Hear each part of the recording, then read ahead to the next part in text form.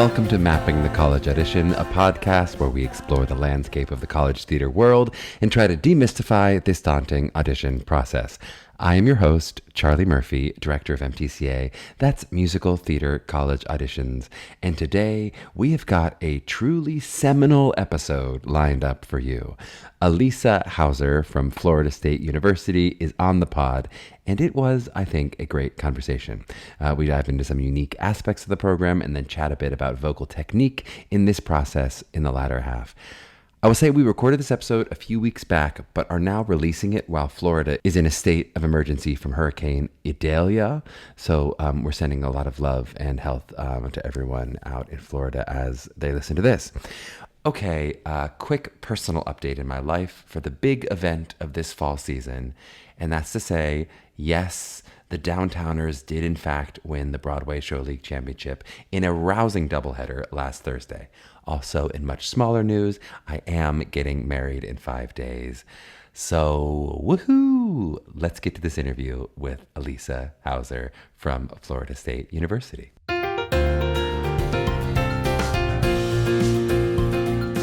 Well, we are so excited to be joined by Alisa Hauser of Florida State University. Alisa has a BFA in MT from CCM, a master's in voice pedagogy from Westminster Choir College / Rider University. She's taught at Michigan State and Westfield State University. She's been on Broadway in Thoroughly Modern Millie, the original Broadway cast, where maybe that's where she met the great Ann Nathan, we'll get into, MTCA coach.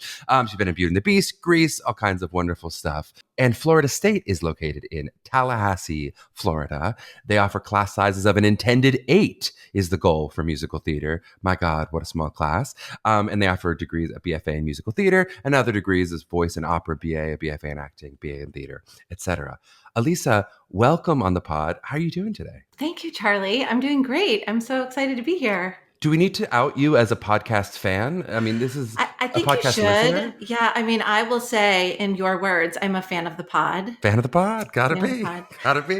Well, I hope it's not too meta of an experience for you to be hearing yourself on the pod itself. But let's dive in. I gave you that really brief bio, but is there anything else you want people to know about you? I know you mentioned it's your third year here with Florida State. Anything else you want people to know about you in terms of your journey here?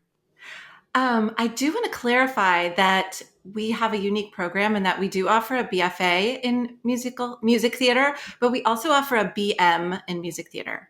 And so it's the same program, but two slightly different degree tracks. And so I am the program director of the BM, and then Kate Gelibart is our program director of the BFA. I love it. Thank you for clarifying that. But what about your artistic journey? How did you find yourself here in your third year of doing this? Totally. So, I mean, the long short story is I started as a musical theater fan kid, doing all the things that your students are probably doing. High school, junior high, all that. Went to CCM, did showcased in New York, was super lucky, got cast in the original cast of Beauty and the Beast on Broadway just a couple of years ago. Did the whole New York thing for almost 15 years, and then life sort of takes you in other directions, and I had a family, etc. And so then I got into teaching and found that I just totally fell in love with it, and it provided the same sort of creativity and collaboration that I love so much. And so I decided to pursue it on the higher education level. And then certainly, so Westfield State, Michigan State. And then this job at Florida State came up, and it was, at the time I was like, I'm not moving my family one more time, except this job was like dream job. And then I was fortunate enough to get it. So you insist on jumping from state to state school. This is because you want your students to pay little tuition. That's the goal. Correct. Okay, I'd love to get into some of the specifics of Florida State, though you tell me when it makes sense to sort of further elucidate that like breaking of tracks. If you want to say like start with that, or if we want to get into that. But if I just maybe start with the general of what is it to be a Florida State music theater student? What kind of students are you looking for? What kind of students do you feel like the program attracts? What kind of students are at the program? What do you think it means to be a Florida State student? Sure. To be a Florida State student, you will want a highly intense pre-professional conservatory-like training within a typical college experience, right? So, I mean, the students are going from morning till night with their musical theater and some academics, of course. But then they also go to football games and they can be in a sorority and there's thousands of clubs they can join and they can have that sort of typical college experience. Our students are they tend to be very well-rounded across the three disciplines. I think we're known for having strong dance, but equally strong music and acting. We're talking about one of our dance coaches comes from Florida State, from that strong dance background. Oh, yeah, awesome. What can you maybe give me, if there's a distinction in terms of when the track happens or how the training works? Talk to me about what would make someone be a BFA versus a BM, other than caring about the letters. Totally. So it is, just to clarify, it is one program. It is one cohort. When students audition, we don't know, and we don't actually even care which program they have selected. Yep. Right. But it is important that they designate before, after upon acceptance, which college, because they're actually going to be joining a different college, right? And so each college then has its own scholarship fund, et cetera. So the heart of the program is all the same. So the acting training, the voice lessons, the dance, all those the MT specific classes are all the same. Where it breaks off is the BMs have to take more music theory. They take music history. They have to do a recital their senior year. Anything that is required by any Bachelor of Music student, whether you play the harp or your composition, right? So our MT BMs have to do those same things. On the other side, there's more technical. So they'll take makeup. They have to do a crew requirement. They'll take directing instead of conducting. They'll take history of theater instead of music history. But if there's a BM that really wants to take directing, if they have the room, they totally can. So it's just a matter of where those credits sort of flesh out. So not unlike if they were looking at different programs in some ways, the kind of student who might pursue the BM would be someone who is more musically minded. Maybe if they play an instrument, they read music really well, that they go, maybe I thought about I might want to teach music eventually. Or that might be someone who does a BM versus a BFA. Yes. Also, I'm seeing a lot of students who are interested in writing their own music, who are interested in being performers / music directors, or maybe that's just something, or maybe they just really want more music training is often what I hear. I want more music theory. I want to know more about this. They want to be able to transpose their own stuff. They just get more of that. Totally makes sense. And also if they don't want to do crew, basically, it seems like that's the great way to do it, is get out of your crew assignment, get a BFA. No, but do the BFA, so the BFAs get some more technical theater classes, it seems like. Do they also have more room for academics, or is it the same number of total the academics are the same. Yeah, the academics are the same. I love it. And you mentioned we're pretty even in the three disciplines in terms of the way that you approach them. Is there one that's a little bit more in focus? Is it, you mentioned you're known for having strong dance. Is that something that you feel like you lead proudly with? Are you trying to say, hey, we're really excellent vocally, we're really excellent acting wise? I really feel like it's like a triple major in that, and the students are really equally, I don't say we're like a singing school or a dance school, we really are across the board. And as you know, the acting has to be at the heart of everything you do. But I say we tend to have strong dancers because when I see them dance all together, like at our juries, I'm always amazed. I'm like, holy cow, these kids are, right? And how does that work with, we'll talk about it with the audition too, but how does it work with leveling classes? And then also, how does it work with admission in terms of, are you accepting people? Are you really looking, of the 8, that these tend to be people who at least have strong dance ability? I know some programs say, some of our people are really strong dancers, some really aren't. But of your 8, are they all going to have some dance ability? I would say across the board, they're generally at least very strong movers. There's a connection to their physicality, even within their acting and their singing. We definitely have some students we look at students that aren't strong dancers. So you don't have to be, have had training. And we know that that's not accessible to every student. So we look for the potential, we look for the eagerness are you ready to be in ballet class for the next 4 years? That's a huge part of it as well. There was another question you asked. Well, it was about leveling, because I'm thinking with an 8-person class or a 10-person class or however, these small classes, I can't imagine you have 4 different levels of ballet for freshman, sophomore. At some point you're like, there's 2 people at every class. So We coordinate with the School of Dance. Uh-huh. Okay, so they have full dance majors. They have graduate studies in dance. So our students take the dance classes, the dance proper at the School of Dance. So there are multiple levels, including the very advanced dancers can audition to take with the dance majors. And those are really high level classes. We also have a whole movement sequence, which is taught by Kate Gelabart. Some of that is movement, more movement for actors, but then it becomes musical theater dance and styles. And she's just incredible in that training. So there's a lot of dance in there. It's one of the things I feel like, you can watch a lot of influence of Broadway and how it's changing. And, certainly, God, we know pop is just like, it has now taken over completely with Broadway. But I do think dance wise, that's also happened a little bit, that like the line between quotidian actor movement, and then what is dance feels like it has shifted. And, there's still, of course, there's the Music Man and there's some things that are not going to look like that. But, I just was semi-intimately involved with the Jagged Little Pill of it all. And like all of that dance felt like it could have been in a movement class, almost like a movement class into contemporary dance, and then, seeing where that took it. Yeah, that pedestrian style of movement that looks heightened, I think is, that's what grabs me on stage. Yep. Yeah. So true. What about, so the actors, you mentioned you coordinate with the School of Dance. How do the BFA actors work in terms of their interaction with the musical theater majors? So the BFA actors take the first 2 years of acting classes with the MTs. So they're all together in that training. And is there availability, the way that you talked about if the BMs want to take more directing, is there availability for the BFAs to take any more music theater classes, voice lessons, those kind of things, if they're interested in musical theater? Yes, absolutely. And they often are, and they perform in our musicals. They are often cast in the leads in our musicals. Our musicals are open to anyone. So we have a lot of BAs and BFAs who are in the shows, as well as our MTs, obviously. But yes, they can take voice lessons. Occasionally they can be admitted to the MT specific classes, but I'm going to say that's, it's occasionally because the classes are so small.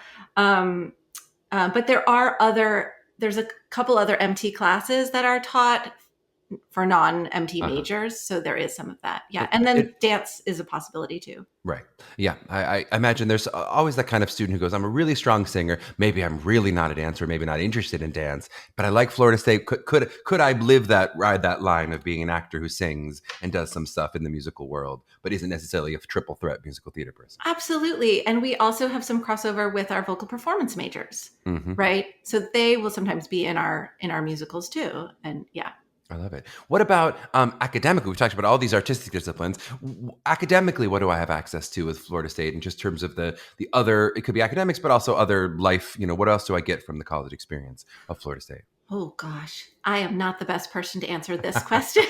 I live in this one But I world. know there is a lot. I mean, there is a club for everyone. There are 40, I looked this up, so I have the numbers. There are 44,000 students at FSU. Oof. So there are probably every major you can imagine. That said, our students are busy and there's not a lot of room. So students don't double major. Occasionally they minor. But if that's the case, if a student really wants a minor, they pretty much need to either be willing to do summer courses or come in with a lot of accelerated credits. Well, it sounds like the way you're even breaking off the BFA and the BM is already almost like adding a little minor. Like the BMs get a full triple major plus a minor in music or whatever. Yeah, that's a great way to think about it. Yeah. Yeah. Okay. I'm going to ask you a hard-hitting question here about location, because it's something that our families have brought up before. What is the experience of Tallahassee for people maybe who haven't been there before? Maybe especially people talk about with the audition, like it's hard to fly in. How do you find non-Floridians finding their way to Tallahassee? So I have a great perspective, right? Because I'm fairly new here. So it was sort of like, I just landed here as well.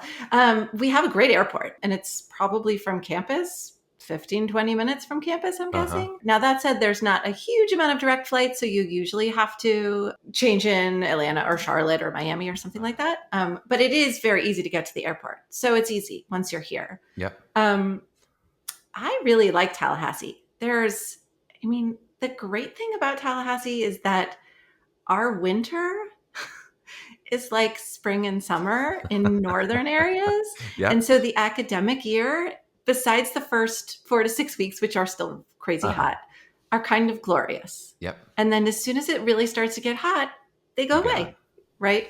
it's pretty good. So the weather's kind of awesome. We have incredible parks in the area. The food's really good. The campus itself is beautiful. It's a city, but it's not like a bustling city. It's not like Boston, New York or something. Totally. Yeah. Well, and that leads me to, where do you feel of the 8, or maybe of the theater school in general? Where do you feel complexion wise? How many come from the Florida area? How many come from, let's say, the Southeast generally, and then how many come from all over the country and the world? Yeah, I mean, I haven't run the numbers, but I would say probably a third are of the 8 maybe each year are Florida, Georgia, So it's like 2.8 students that we're saying. Southern, probably maybe a little higher. Yeah. And then they come from all over. Yeah, all over. I love it. Well, and we'll talk about this with costs, because the cost for in-state is amazing. If this is right, I have $5,600 for in-state tuition. That's what I have. Yep. Oof. That is a good. That's tuition. That's not room and board. That's tuition. Yeah. I understand. I'm about to pay 6 times that for a daycare, basically, in New York. So I'm just telling you, that's pretty good. But then 18.5 out of state. How does that work with? If I'm applying from out of state, let's assume, if you're in state, you're probably pretty happy with the tuition already. But if I'm applying from out of state, are there any tricks of the trade in terms of potentially being able to qualify for in state? Are there scholarships? How does it work with bringing the cost down if I needed to? Absolutely. So from both colleges, the College of Music and the School of Theater, which is the College of Fine Arts, we both offer significant, partial, but significant out-of-state waivers. Yep. Right. That is super common, I will say. And what would that look like? You don't have to promise anyone a number here, but when you say, are you saying, would it be half off? What kind of significant tuition waiver would I be getting? Yeah, I don't want to say the wrong number, but I will just say it's significant. We try to get as close as we can to the in-state number with the out-of-state waivers plus scholarships. Yep. And then how does scholarships work? Are they more academic scholarships, more artistic scholarship? Is it more you can kind of work it out as you're putting together the 8? That is something that I am not the expert in, because that goes to different, I sort of say, here's the people. Yep. And what can we offer them? And then I might push for somebody if the scholarship's important in order to get them, Yep. Obviously like that. But I know they are significant, and I know there's different ones, and they're named after different people. And so they come from all different places, and there's university scholarships, and there's College of Music scholarships. You know what I mean? Yep, totally. Yeah. Well, let's talk a little bit about the launch into the business. So I'd love to hear, throughout the 4 years, what you're doing to kind of prepare students for the reality of the business, but then also specifically the launch in senior year and beyond. How are we sort of engaging with the industry itself as we leave Florida State? Yeah. So throughout the 4 years, we try really hard to bring in as many guests as the budget and the time will allow. So last year we brought in, for example, we had Scott Michaels from Wagon Wheel Playhouse, who not only auditioned for the summer season, but also gave master classes for the students. We had Avalon Artist Group. Craig Holtzberg came in for a day of master classes. We had a nutritionist come in. We had 2 sessions with casting directors for our seniors. We're working to do as much as we can throughout the 4 years, because we also know that the freshmen and the sophomores, sometimes it's just a lot to process. Mm-hmm. And then as they go along, it becomes more concrete. Then we also look at this within our more advanced MT classes. So starting junior and senior year, we do a lot more audition prep, audition technique. We get more into the nitty gritties of preparing them for the business. And then we have showcase. So senior year, they're preparing for our showcase, which now we do both a virtual that we film with the professional film company. And then we also still go to New York and do showcase there. And that's also a huge alumni event for us. And our alumni network it's really incredible. It's strong and large, and they are there to welcome those new students. And it's great. And that is a showcase unique to the BFA or the BFA/BM combined music theater majors, as opposed to not with the actors together. Correct. The actors do their own showcase, but it is, at least as of last year, was separate. I think it's been combined in the past, but this going forward, it looks like it's going to be separate. But it is for all the MTs. Again, whether they're, the BFA delineation it's only... It's so true in the real world too. People don't ever know. I'm like, you have a BM from that school, or all those letters. I know.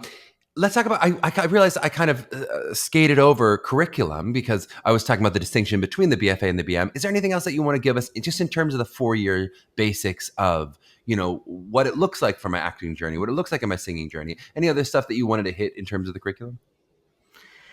They have 4 years of, 8 semesters of private voice lessons, along with studio class every week. This year I'm doing a freshman studio class as well. So I'm on the voice side, so I can, hit the voice stuff hard. Yep. The movement curriculum is really incredible. As I was talking about Kate's classes that combine with the dance. The acting curriculum, we have some brand new professors and it's incredible. And then, my personal favorite classes are the MT specific classes where we start to combine. Mm-hmm. So junior, senior year, they take MT rep, which is basically acting the song through styles. Yep. And then they take a class called MT workshop, which is basically scene study, small groups, really, and getting into the acting of in those combinations. Mm-hmm. I love it. Okay. I'll ask the toughest question last, which is, as you're, you have a very intimate class size, as you're giving these yeses and people are saying either yes or no to you, why do you find students say no to you? Why do you find students go somewhere else? And if you want to give us also why they sign on the dotted line, that's fine too. But tell me, why does someone actually say, Florida State's not for me? Charlie, I don't know. They don't tell you? They don't say, hey, I ended up going to NYU for this reason. I ended up going to blah, blah. They don't tell us why. Sometimes I'll have the conversation with the student as they're making the decision and I'm deciding between this school and I want to know about this, da, da, da, da. But no, but then I don't know why. They're all too nice. Imagine. You're my dream, but I'm saying no. Yeah, I don't know. What I hear about why they say yes is usually when they come here, they meet the students, they get a sense of the culture and mm-hmm. the energy of it and what the training's going to be like. And then I feel like they're hooked and they can't wait. Yep. I feel like they're very proud to be FSU students when they get here. What if I ask it a slightly different way of what kind of student would you feel like, hey, this person might not fit well here, right? You kind of mentioned a little bit of what you think a Florida State student is. What kind of student, if they did come to campus, would go, I don't see myself here. This doesn't feel like it's quite the right fit for me. Maybe if they want to be in a city with more professional opportunities, mm-hmm. right? Because we don't have like a professional regional theater here. We have community theaters that are great, but if they want that kind of experience, we're not connected, say, with a professional theater. Yep. If they want to be closer to New York, if they want to jump up to New York every weekend for things, that's not us, unless you have pocketfuls of money. And if you have pocketfuls of money, why are you spending $6,500 a semester, Ms. Cordier? I don't know, but I would like to find out this answer. So, all right, we're going to do some crack research on your behalf, and we'll come back and let you know. We're going to take a short break, and on the back end of the break, we're going to dive into the audition process, and I'm also going to ask you some vocal tech questions because we've got to. Yeah. All right, we are back with Alisa Hauser, and we're going to dive into the audition and the admission process. I'd love to just start off with, in general, what are you looking for when you see an audition? What makes you go, I'm interested in, whether it's either passing a pre-screen to have a callback or to actually say, hey, this person's going to be in the pile that we're going to maybe invite to come to our school? Yeah, sort of my general impulse is, this is great and I want to see more. Right. Ultimately, we want to work with them in the room at the final audition. But there's definitely a skill set level that has to be there for the pre-screen. Right. Yep. So as many of your guests have said previously, singing on pitch, having a sense of the storytelling they're doing, having a sense of their physicality, et cetera, and some kind of movement ability. Yep. And then beyond that, we have a 3-step process. Which we've been using for the last couple of years, 3 years now. And that is this pre-screen. And then step 2 is a live Zoom. Yep. So from the pre-screen, we would invite you to a live Zoom where we would ask you again to sing your 2 songs, do your monologue. We have a chance to chat with you. So here's where we get a sense of the human, right? So then the human part of it comes into play. And then from there, we invite to campus over 2 days. And so we're hoping that we're not asking that many people Yes. to spend the money to come to campus. And there are occasionally exceptions where people can't. And then we make accommodations for that and we'll do a virtual. But we want to see you in person. And give me a general sense, again, you don't have to give me exact numbers, but what is the general sense of that 3-step process of like what the cut is? Like, are we losing half the people on the pre-screens, another half on how does it work in terms of what number is invited to campus for the third round and where we lose them along the way? Right. So I'm going to guess and in general say it's more than half that goes past the pre-screen. More than half goes past the pre-screen. So Yes. we're only losing maybe a third or whatever. I at the think first so. cut. I think, yes. And then the second Zoom is a real audition, right? You're interviewing, but you're also going to do the material again with tracks and all those kind of And things. at that point, we send you a dance audition that you have to learn on your own and tape and send back to us. Yep. So whereas the first one, you can choose whatever choreography you want. This one, you have to do the choreography we send you, both a ballet and a musical theater styles. And so that's also a lot of information for us. Totally. And well, interesting, we talked about in terms of the dance, how much you're evaluating that you're going to have seen 3 dances by this point and they haven't even come to campus yet. You're Correct. seeing their own, another, 2 dances from you. So certainly it's going to be weighed a little heavier than some schools that don't ask for dance at all or whatever. But okay, great. So, but then how many are we losing at that point? If we had a third of the original or 2/3 of the original applicants from the pre-screen, how many are we losing from the Zoom to the callback portion? I would probably say 2/3. 2/3. Okay. Of that third. So now we're down. We try to get it down. I mean, by the time they come to campus, honestly, we want all of them. Right. Yep. And then we have to make a choice. Yep. Right. Totally makes sense. And what does the third audition look like? So basically, if the second audition is a callback, is a real sort of, that feels like a callback audition. If you're doing stuff we've seen before and, you're asking for additional material with the dances and those kind of things, you may ask or may not ask for different songs and monologues, if you're in the Zoom. What does a third audition feel like if it feels different in tone than the Zoom? Yeah, so we want it to be more of a campus experience because at this point, we want the students to want us, right? I mean, that's how it feels when they come to campus is we're saying, hey, choose us. Yep. So we invite them. We always plan it so that our musical is running that weekend. So we hopefully they can come see the show that Saturday night, and then Sunday morning they start with a dance class, and it's a full class, right? It's not just like here's the combination. It's a full class with live piano accompaniment and 2 combinations.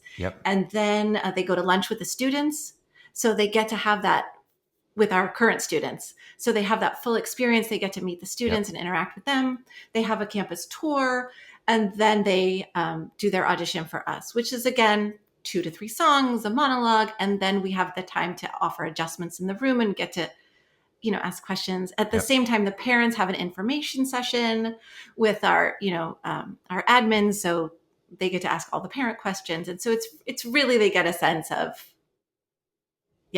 No, what a great in-depth audition process. I'd love to ask. We had asked one of our former guests on the pod this same question, but I think it's a fascinating way to audition, sort of doing a class, quote unquote, as an audition. And I guess I'm interested in: do you have any advice for students who are like taking a live dance class, which is not an audition but a class?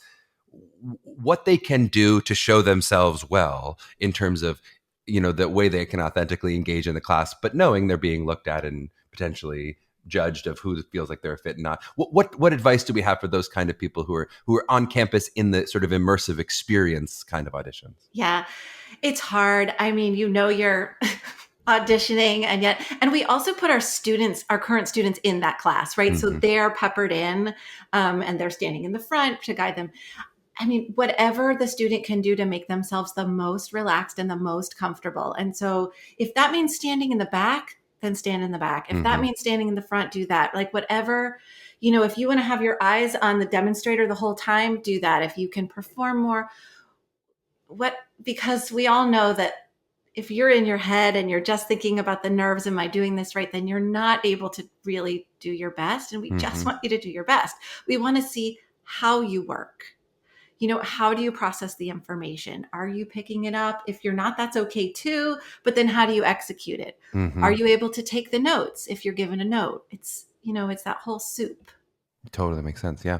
And talk to me about, so you guys traditionally have not done unifieds, right? You've not participated We in any don't do of these kind of unifieds, unifieds. no. As of this next year, it's going to still be one date where they have to, one weekend they have to come in, or how does that Two. work? Two total weekends they come in, BFA or BM intended.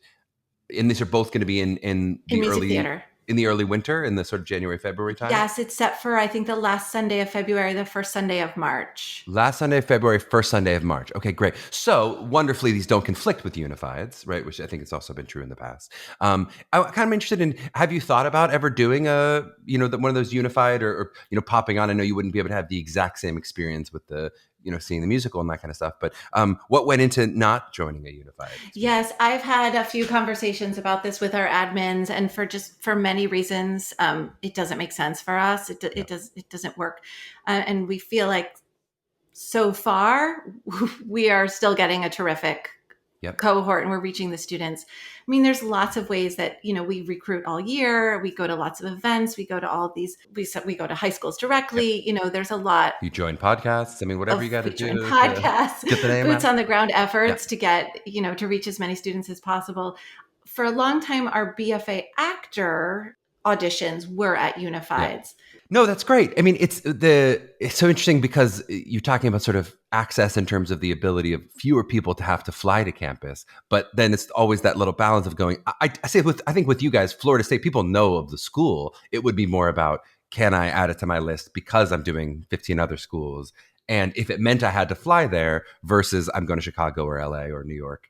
That is a potential different expense of going. If the good thing happened and I passed both, it would mean a flight. And I guess that's where my parents were complaining, going, and it's two flights or it's whatever, it's a not even direct or. Yeah, exactly. And I mean, we understand that. And like I said, I mean, we had a few students this year that couldn't for many different reasons. And so we made accommodations for them. But the glory at the end of it is if you were to actually get in and have an option that was such a low tuition cost, that could potentially balance it all out. So these are difficult decisions these families have to make of going, I want as many options, but I'm trying to save money on this end, but I'm trying to save money in the back end. Yeah. And I really feel for the parents. I mean, this process is so different than it was like when I was applying to musical theater schools. 10 years ago, when you did it 10 years ago. Exactly. A whole 10. Thank you. I'd love to talk a little bit about how you watch the pre-screens, because, especially hearing, hey, I'm losing about a third of the people. It seems like maybe that's not an incredibly in-depth watch, but you tell me, are you watching the whole pre-screen? Are you skipping around? Or are you looking for specific factors that go, oh, I definitely want to see at least a second audition from this person? How does that process work for you guys? Yeah. I mean, I start the season. I am so excited. I feel like it's an honor to get to watch these. It sounds sort of cheesy, but I do. I mean, I feel like these students have worked so hard at putting these together. And I feel like I get to, watch this and take part in this part of their journey. That said, by December 1st, if I could give any advice, I would say, please get your pre-screens in, not on December 1st, because our eyes are just not as fresh as much as we want them to be. It's right. It's just we're teaching all day. We come home at night and we're sitting at our computer and we're watching these pre-screens, which I love them, but I try to watch as closely and with as fresh a mind as I can. I mean, I try. I'm also human. Yep. Okay, I'm going to be my own annoying parents, because we give that exact same advice almost to the T of terms of that. Is there a date where you feel like, here's when my eyes begin to glaze over? Because I think what we often say, like, okay, yes, please don't get them right before the deadline. That does not mean you need to be filming in August necessarily. No. That's ridiculous. So then all the parents sit there and they go, so what date? Tell me. Is it September, October? When do I need to film? Is there a date where you feel like, hey, by around now it starts getting, the traffic jam of rush hour begins? So I can only speak for Florida State, right? I don't know how all the other schools do it, but for us, I don't even get sent them. They don't get dropped into my bin until early November, maybe late October. So they might have been submitting in September and October, but you're not actually looking till top of November. Right. And then even though they flow in like alphabetically, I get encouraged. Stop. You can't go alphabetically. You have to mix it around because we can't, you know what I mean? Yep. Otherwise the Z's will never get to go. Or whatever. Correct. But when you say, now, are you watching all of them individually yourself? How does it work in terms of, do multiple professors give a yes? How does it work in terms of, do multiple people watch the whole thing through? So Kate and I both watch all of them. Love it. Yeah. I love it. And then is it you both have to give a yes, or either of you has to give a yes? Yeah, we there's a system, and then it goes to Michelle Diamanti at School of Theater, and if there's then she makes another, right? She helps us with that. Yeah. And does that when academics are going to factor in, or do academics only factor in at the end? Do you get that now I've passed the academic bar as part of the pre-screen yes? The sigh. You're like, you start talking about academics, I'm out. I'm done with this podcast now. No, here's what I'm going to say. Academics do matter, and we are competitive academically. Florida State is. However, we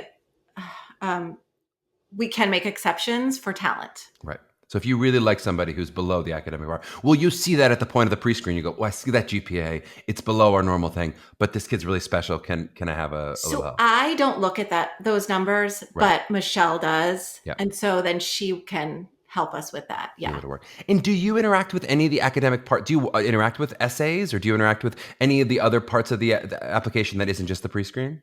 I do. I mean, we have the whole file there, Yep. right? And so sometimes if I'm on the fence, then I will start to look at the recommendations, and I'll look at the letters more closely. I try to read the supplements. Yeah, the supplement. I think our question is, what is your dreams and goals, right?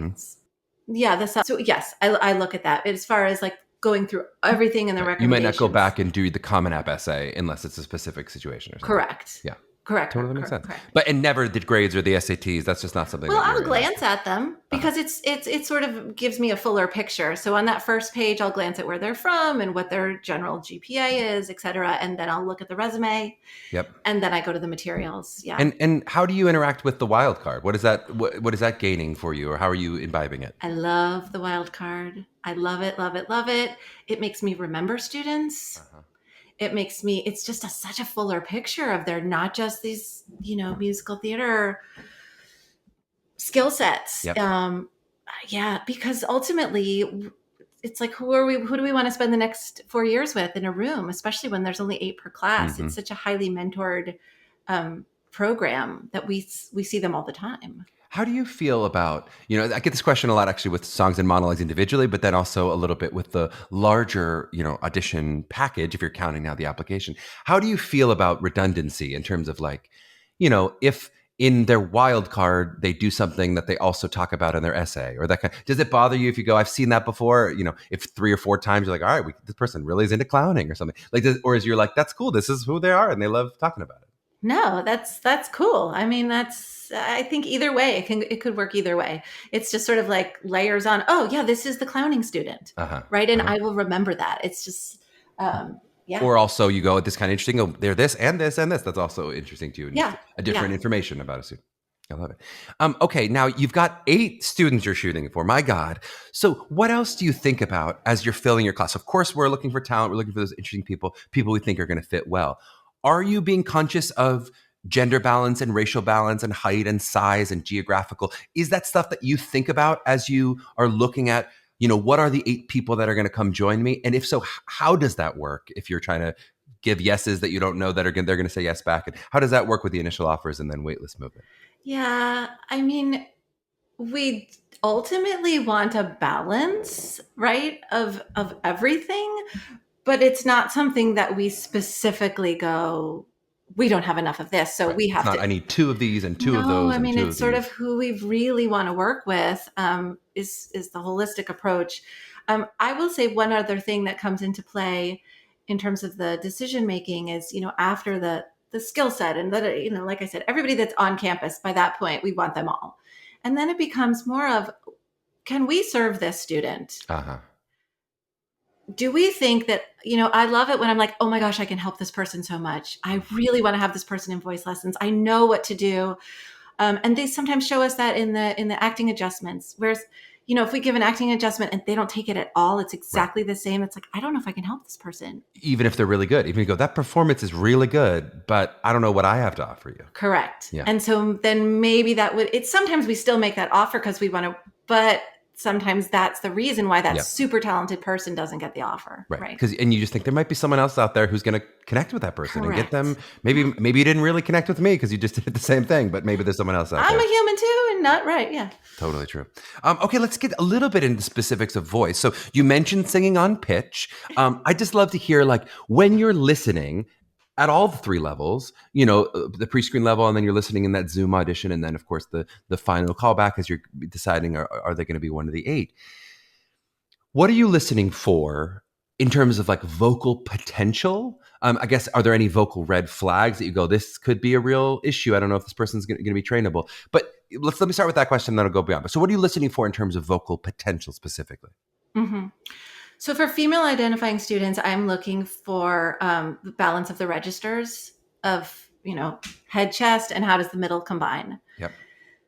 That said, if a student comes in and belts both songs, I will probably ask them to vocalize in their head voice because I want to hear what's going on up there. And then what are you listening for? Because that's probably not uncommon. Most of our students, I mean, every once in a while you have somebody go, oh my God, you have a mastery of everything in your voice. But most students have something they're stronger in. They may say, I feel a little more comfortable in a belt or more comfortable legit. But if you're in the one that you're less comfortable, what are you listening for as you vocalize them?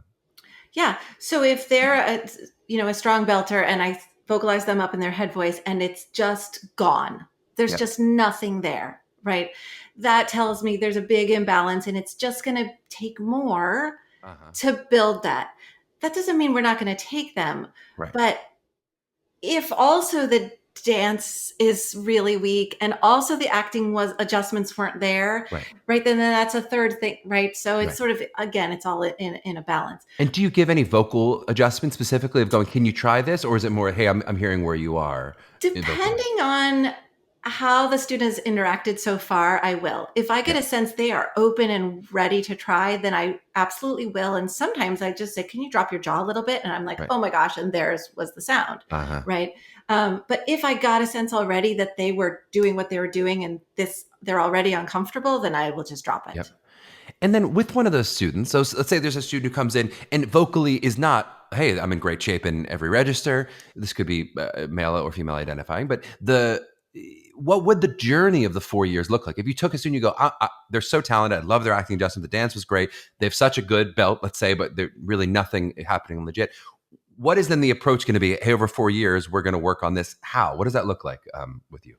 Yeah. So no matter who their voice teacher was, I would want them to make sure that they start building their head voice, right? That they start exercising those muscles to create more balance. And ultimately, that's also going to help their mix, right? And their belt mix.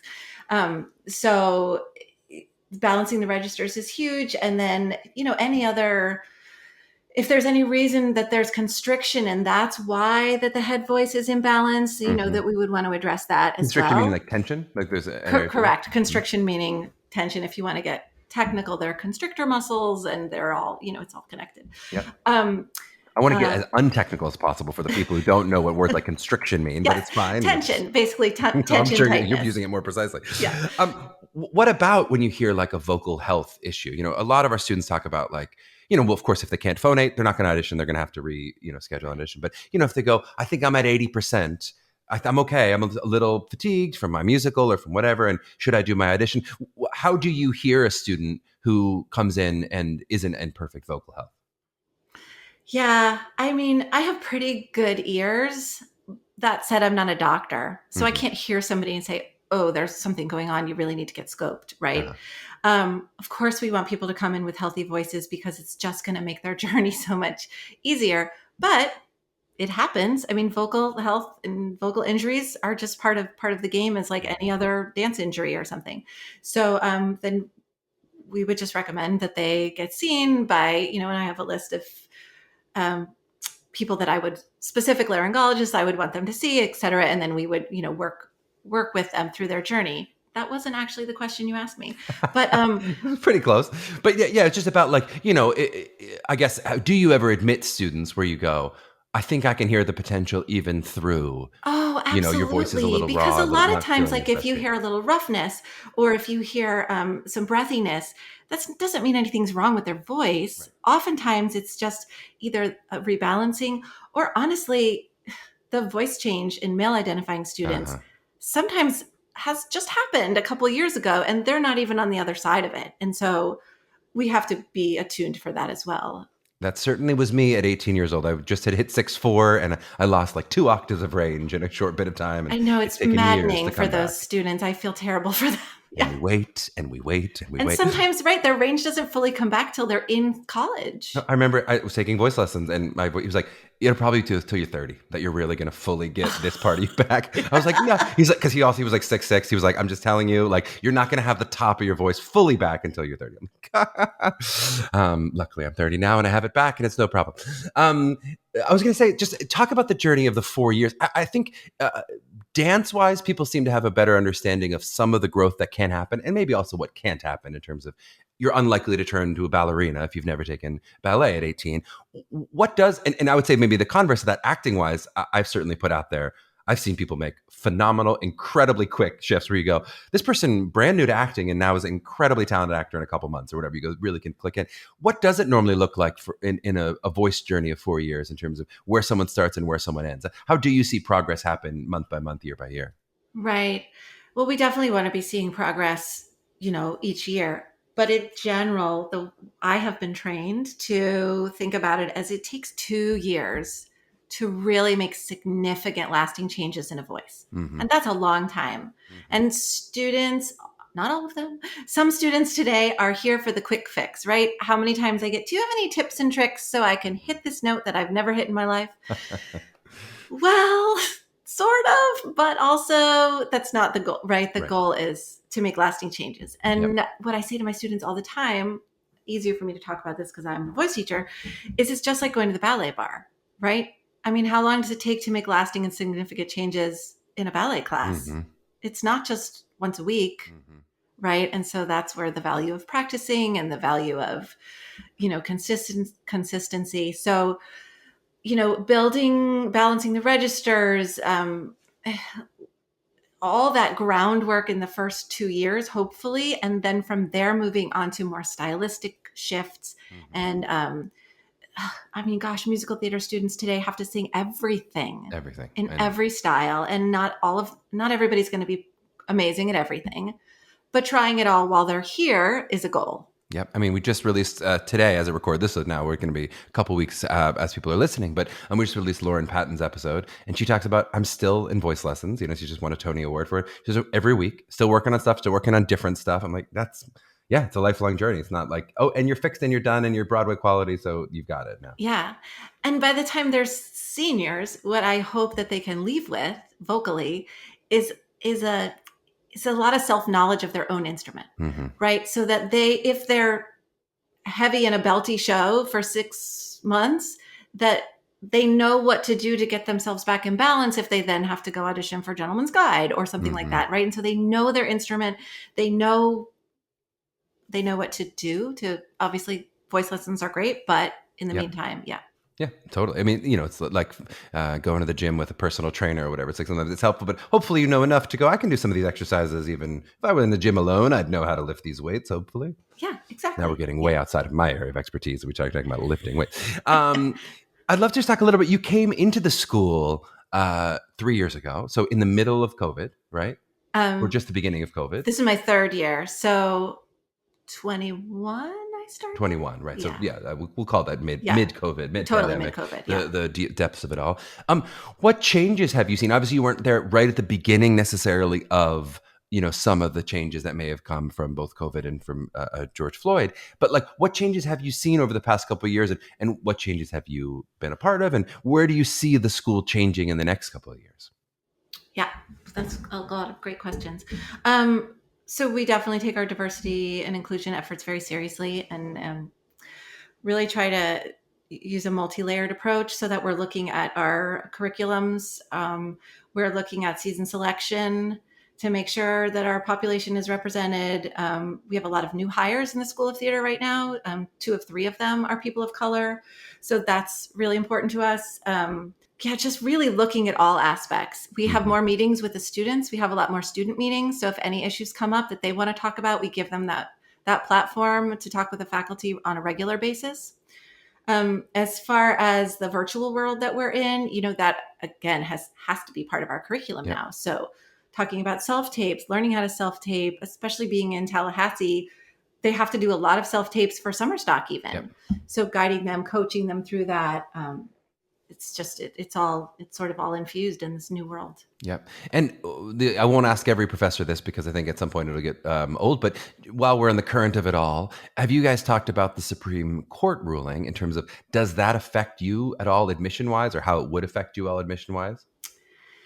Yeah, I don't really have much to say on that at this point. Sort of just waiting for We're waiting. information We're all as waiting for more you information. know, I just wait to get informed as I need to know. Totally makes sense. What about, we mentioned, we have a lot of parent listeners. Do you have any advice for the parents out there? You're a parent of high school students yourself. Anything that, as you would approach this process, especially, let's say, our rising seniors who are listening to this, though it could be certainly for juniors and sophomores who are just beginning their process, but for those rising seniors about to go through a full year of auditions, what kind of advice would you throw to the parents? Yeah, I mean, I guess the biggest one, I try to say this to myself about my own kids, is that it's all going to be okay. And they're going to find the school that is the right fit for them. I mean, this is what you do every day, right? You know this.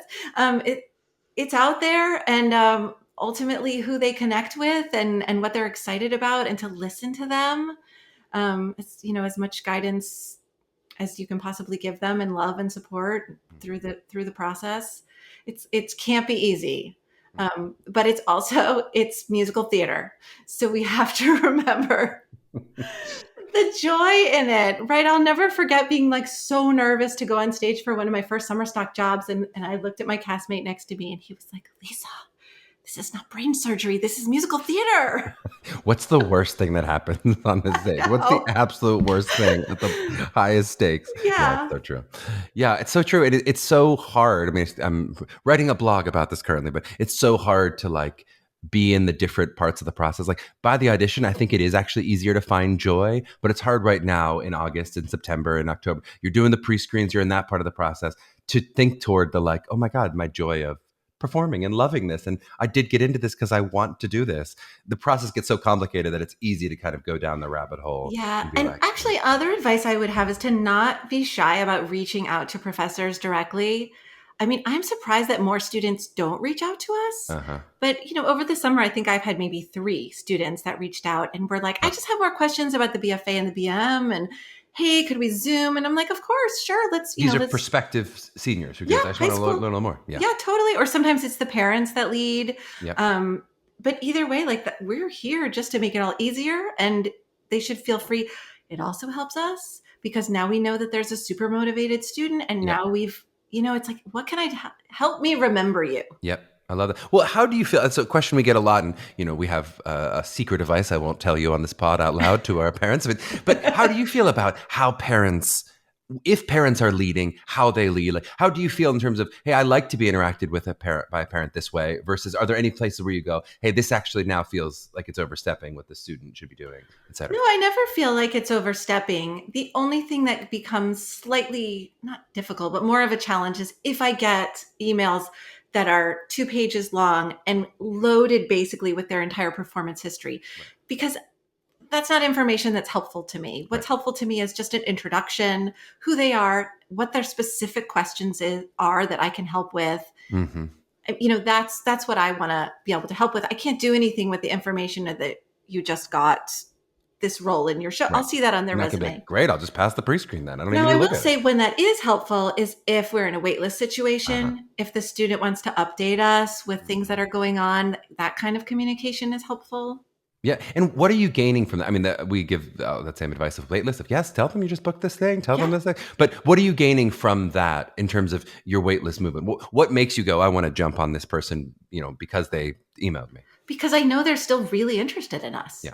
And of course, not because they were cast in, you're like, oh, their high school thinks they're good, they must be good. Right. I mean, that's great like, also. I wasn't cast in a role. I was like, oh, that's okay. Like, it's not what it's about. Totally.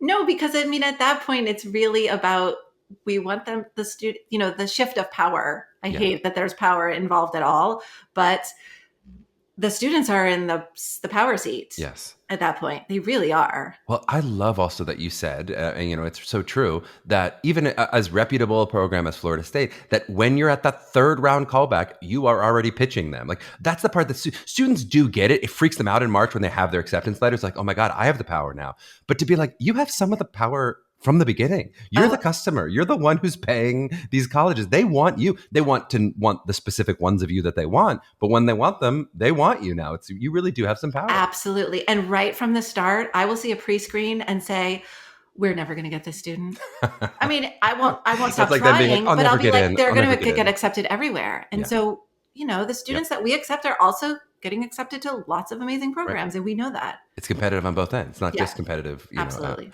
To get into the schools. All right. Well, we'll wrap there. Alisa, this was such a joy. If people want to check out more information, where would you send them? Do you like website? Do you want to, they're all going to email you directly? Your inbox is going to be flooded with emails after this. Do you want social media? What feels the best way to follow along with more? Yeah, I think the best is either, so there's two websites, right? So if they put in, I don't have the exact website address, but I'm sure you can link it. So there's the School of Theater, BFA Music Theater. And then if you put BM Music Theater, you'll end up at the College of Music. And so compare and contrast these websites and combine them.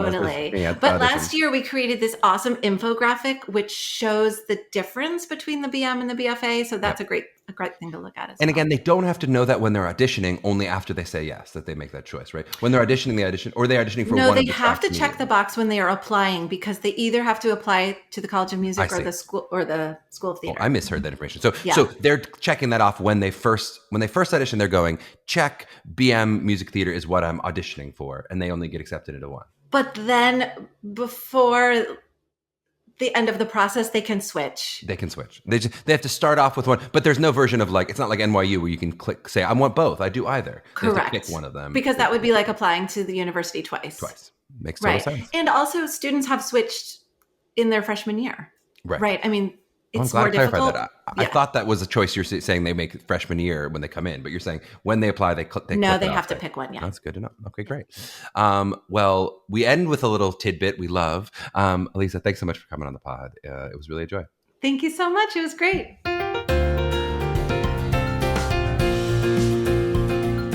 Oh, yeah. I hope you enjoyed that episode with Alisa. She was really great. Since I knew she was a listener, I was motivated to give her some tougher questions, and I thought she handled them all with aplomb. And I think some really great information on the intricacies of that specific program. I often learn in these interviews. Sometimes I'm asking questions that I already pretty much know the answer to, and sometimes not. Sometimes they're really asking questions. But I definitely appreciated understanding the granularity of the BM, BFA distinction there, which works a bit differently than other schools, even other schools that have that specific dual option. Doing separate schools, but one class really is a cool and kind of different way to do it. In terms of a takeaway today, I want to talk about something that Alisa did, reaching out to tell us that she liked the podcast and wanted to come on, in the idea of showing interest. I know we've talked about it specifically in the context of waitlists before, and certainly something that we go really in depth with in our webinars in the spring, but I really liked the way Alisa talked about how she appreciates interest shown throughout the year. I'll bet you'd be surprised how many of these schools, even these most competitive schools, are actually not barraged by emails all throughout the year the way you think they might be. I'm not talking about their office of admissions, I'm talking about these program heads, in a September moment. I'll use my beautiful wife as a metaphor here. Why not on our wedding week? But you hear quite often, and I think she's no exception, that beautiful people talk about how rarely they have genuine romantic interest expressed to them. And here I'm noting genuine romantic interest is different than like a Tinder swipe, but someone like actually approaching them in real life and saying, hey, I think you're beautiful. I'd like to talk to you. I'd like to express some interest in you. People assume that that person is out of their league, and they assume they'd be wasting that person's time. So they often just kind of take themselves out of the running. Sometimes, in Elizabeth's case, it takes a naive guy like me to just to step up to the plate and give himself a shot, make the phone call. And in this process, to continue that ongoing dating metaphor that we seem to go back to week after week, it is often about the intention behind that interest, right? Based on the timing of year, based on the authenticity of the way that interest is expressed, it is often easy to sniff out how genuine it is, right? You wouldn't want to try to express interest to a school with any kind of ulterior motive, or if it feels like something that you're forcing, that you're really trying to do it, but they don't seem to want to be receiving it. But for the schools that you're able to visit, for the professors whose contact information you find publicly available, if you can strike up a genuine relationship of back and forth information, that's really excellent, right? And you try to take your cues from them. Do they seem like they're open to chatting more? Do they seem like they want to continue that email conversation? You got to use your judgment and make sure you're not outstaying your welcome. But I wouldn't start from a place of, I'm definitely wasting their time. They probably get a million emails like this. They don't want to hear from me. You might just be asking a good question that leads to a great conversation and puts your good foot forward. Now, if it seems like this counters some of my past advice when I talk about threading the needle, especially during like the pre-screens or the application portion of this process, I understand. I do still recommend that you find your best balance with this process and let the process come to you, not forcing it, not trying to do too much too early. You will not be hurting yourself by not doing any of these above things, by not going above and beyond early in the process. If the first time you interact with any faculty is in your good artistic pre-screen and the only other time is your good artistic callback, that can and very often does turn into a yes in this process. That is a very normal way to go through this. And with the numbers of schools many people are looking at, it is just not realistic that you're going to establish deep and genuine relationships with each program before you've even filmed your pre-screens, some of whom may not pass your pre-screen, and then you'll have wasted all that time and money on a visit that you never even end up getting to audition for the school. I firmly believe in the advice I've given previously of finding your authentic balance with how you focus on your artistic work and trust that your talent and hard work will out, and that this is by far the most important factor in these schools' artistic decisions. This is just when I talk about expressing interest, it is the other side of the coin with that balance. If you do have a few schools that you are uniquely interested, go for it, right? Email your questions. If it's feasible financially, feel free to set up those visits or two, right? We talk about you're certainly not visiting all of your schools, but if you can visit a couple, if there's, it's a car ride away, or if there's one or two plane rides, you happen to be going somewhere anyway and you can make it work, you can explore those potential relationships. It won't necessarily be a large factor in your admission, but it certainly can't hurt you, right? And by the way, this is especially true if those schools you choose aren't that handful of schools that are the uttermost competitive, where the idea of showing interest will just likely not be as impactful at those 3, 4, 5 schools that are, the most competitive and sought after schools. It's not that it'll hurt you there. It's just that it's less likely to stand out in the same positive light that it will at a lot of other still very competitive schools. And this interest idea maybe dovetails into the other side of threading the needle that I want to talk about today with how you approach the process as well. For all of the schools that have these more unique audition requirements or more unique processes, like Florida State with their second callback, right? That's a different process than a lot of the other musical theater schools do. You heard Alisa say truthfully that some families who weren't financially able to make that second trip, they could still be admitted from their first audition. So for them, they found that balance for themselves and it worked out. But of course, if you are interested in the school, it's great to go to that callback weekend. And the same holds true, though maybe to a lesser extent based on what the requirement is, for any of those kind of extra steps that might help differentiate a pre-screen requirement or differing audition requirement, where you might be able to kind of skirt around the requirement and go, well, they'll probably take this. It's very similar, right? It's not that they couldn't accept you if you threaded the needle and slightly skirted that instruction, right? You will likely all choose to do some version of this somewhere in your process. But the flip side is also really nice from the school's end when they see that you really read their specific instruction and did something unique for them. We gave the example previously with Boston University where they ask for a specific location pre-screen. This is something this is at least 2 years ago that they did, and that if you're gonna take the time and really think about that. Of course, that's a lot of work if you do it for every single program. Luckily, each program doesn't have that specific requirement. But when you do take the time and really think about, hey, what is a good location? What really feels right for me? They know you're really expressing interest in that specific school. It's just not always possible, so I want to express that. But when you can, it can really pay off for you. Well, that's another episode in the books produced by Meghan Cordier.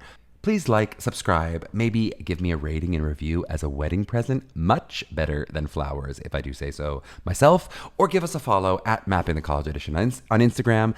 Check us out on our website at mtca.nyc. To my young artists out there mapping their journeys, how late is too late to start writing your wedding vows? For the last time, my fiancé is going to sing us out. We'll see you next week.